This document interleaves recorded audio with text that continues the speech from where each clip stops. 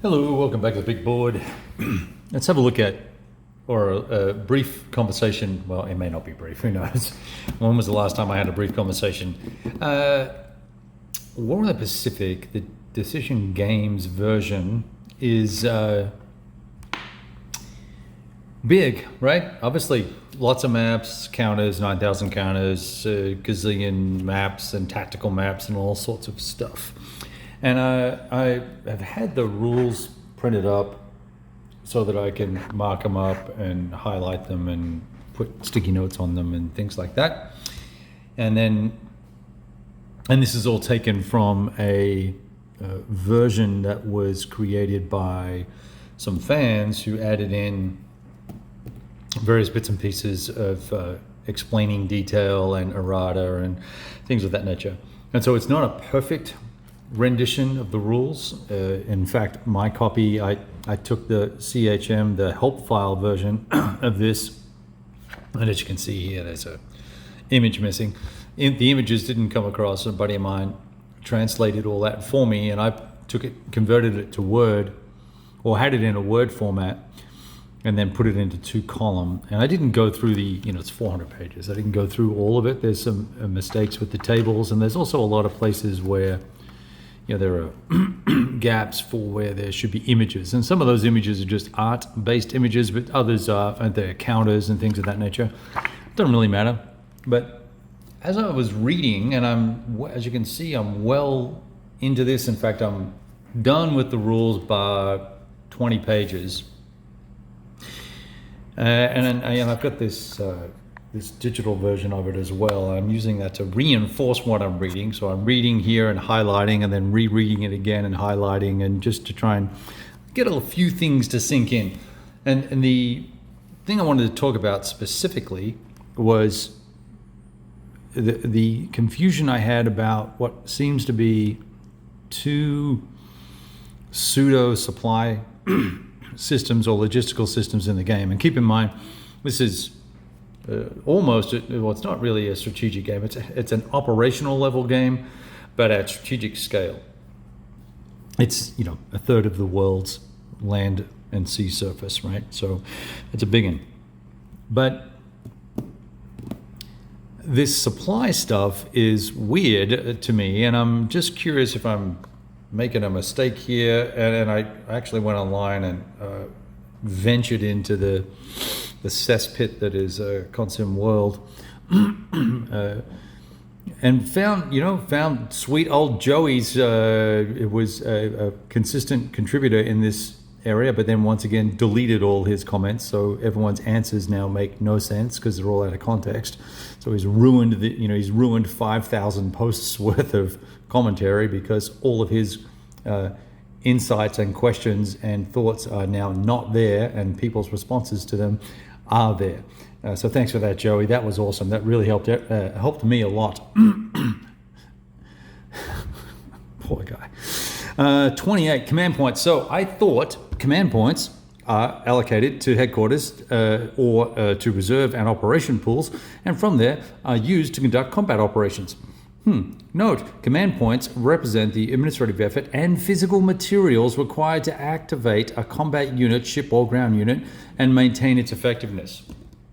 That sounds like supply to me. And I thought, wow, okay, so we're not going to be having the OCS style moving chits and tokens and SP and trucking things around, where we're going to use these command points. And there's a complex methodology for getting command points. You roll some dice and compare it to initiative, strategic initiative, and all this other stuff. It's all these very cool things that go on to get your points every turn, and you can bank points and you can pull out of a reserve and all sorts of fun stuff. And everything costs basically points to activate. So you want to activate a task force, you've got to pay for every ship in the task force, every destroyer, every battle cruiser, every battleship, you name it, every CV, all that stuff. And then you've got to activate headquarters. Maybe you don't activate headquarters. I don't think you pay for them. But you activate the ground units and you've got to pay for them. And then you want to do A, you pay for that. And you want to do B, you pay 2 times that. So command points, all you got to do is be roll for them, and then you've got to be linking, right? There's like pages and pages of rules about how command points work and all this just, fantastically groovy stuff. You can transfer points, and depending on what theater they're in, certain things happen to them. I was like, wow. So I got through all of that, and I was thinking, this is pretty cool. And then I got to this little section here, actually. It says that oilers can be used as fleet tankers. We're basically saying that that oilers can be used to, I guess, in essence, and I'm probably getting this wrong because I've only read this stuff once and haven't played yet. But it feels like I'm, in air quotes, carrying CP to places, and I can allocate them. I can allocate these CP, and here's one of the first clues that I didn't realize, but there are supply penalties, and we're going to get to that in just a second. Anyway, so I can use oilers to ostensibly move CP around.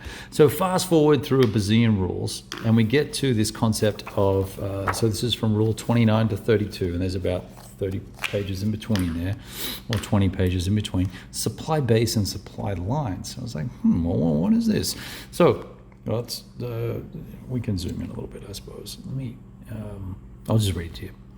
Maybe you want to read it yourself.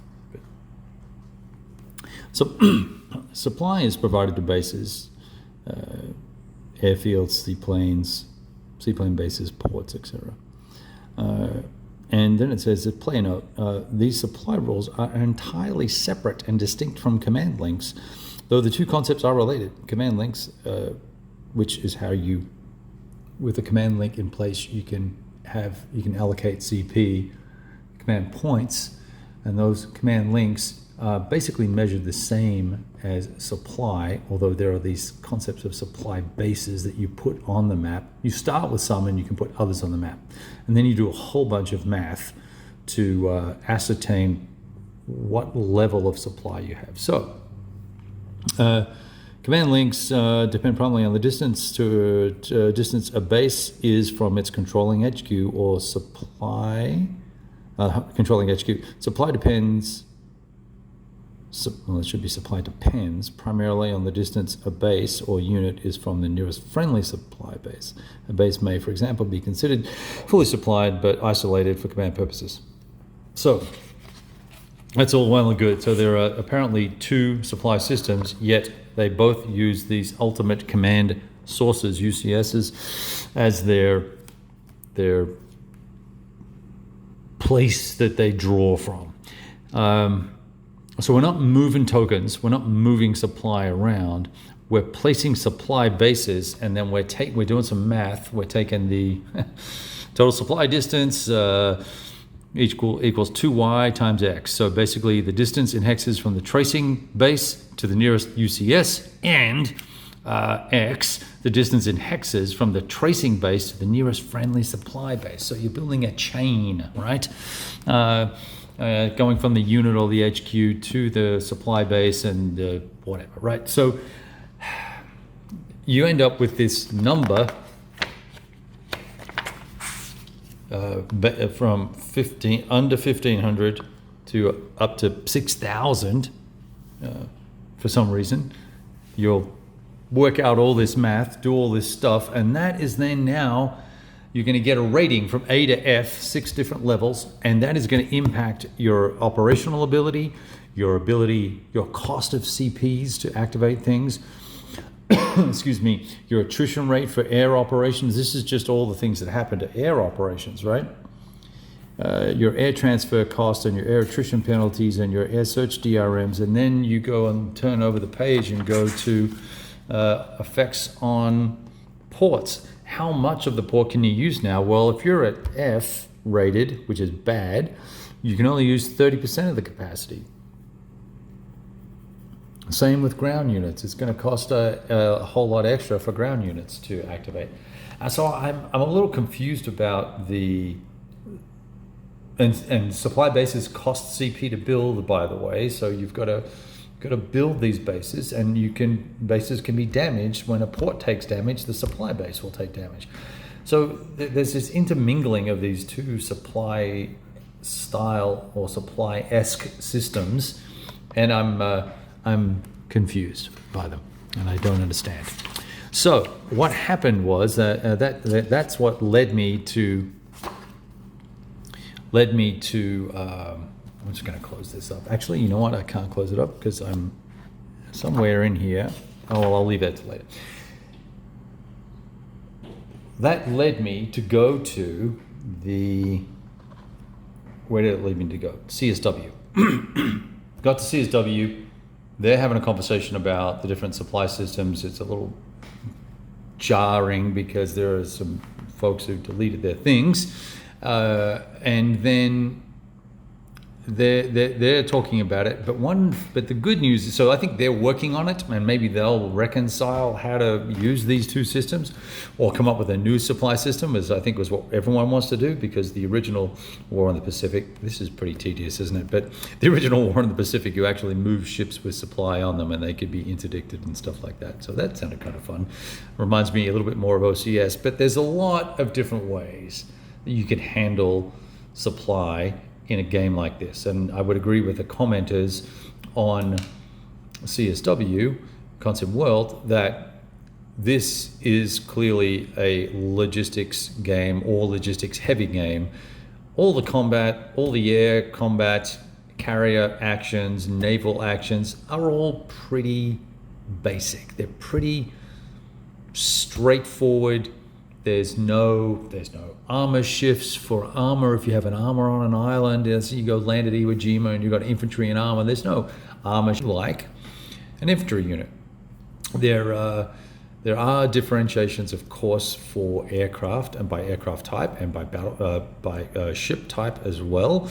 But the resolution of combat is very, very straightforward, and a lot of the incremental chrome is all tied into very minor DRMs, because you might have fighter aces or a better admiral or something like that. It's not operational chrome from the perspective that you're digging down into the tactical detail like, say, the GOS system would, where you're going to be very specific and very detailed about how artillery is going to work and the amount of artillery you can use and the types of artillery you can use and the range that they're going to fire at and how often they'll fire.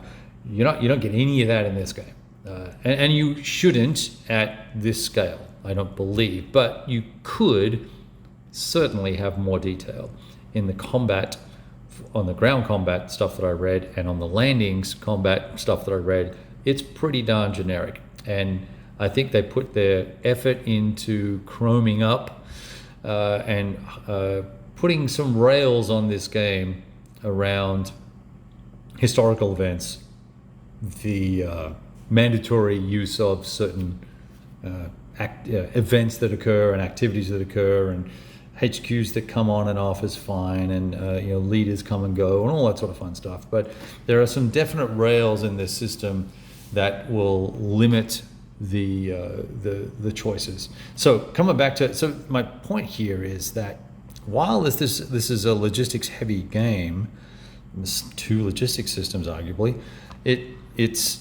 there are other ways that this could have been handled and have been successfully handled in other games as well at the operational scale, and it doesn't have to be tokens of supply, because at this sort of level of Chrome, 405 pages of rules. If you combine this and the expansion and put it all in one rule book, which is what this is, if you're going to have all that Chrome, then why not give me flame tanks? Why not let me use artillery? And, if I'm dealing with a battalion, I'm breaking down a division into regiments.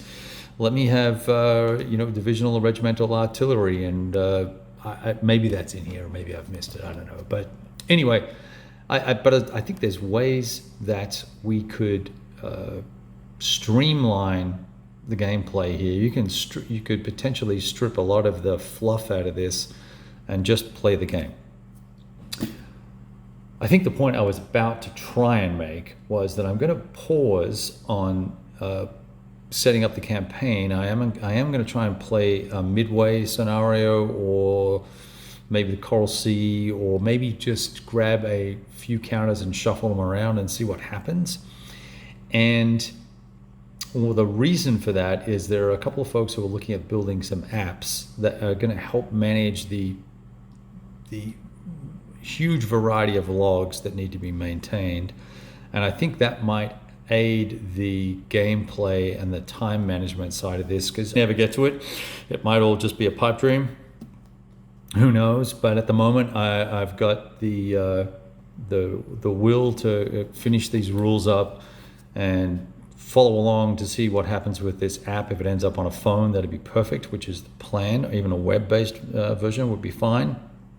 And that would help us manage the game and save countless hours chasing down paper, and also save a lot of space.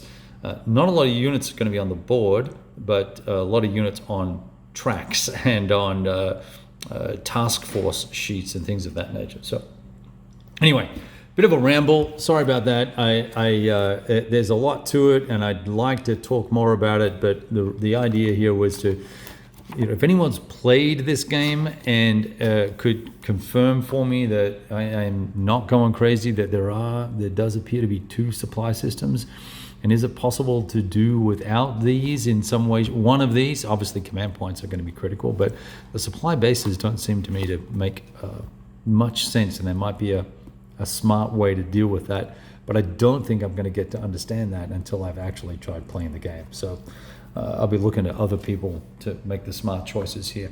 All right, that's all I had for you. Wanted to share that with you a little bit, and happy Friday. Ciao.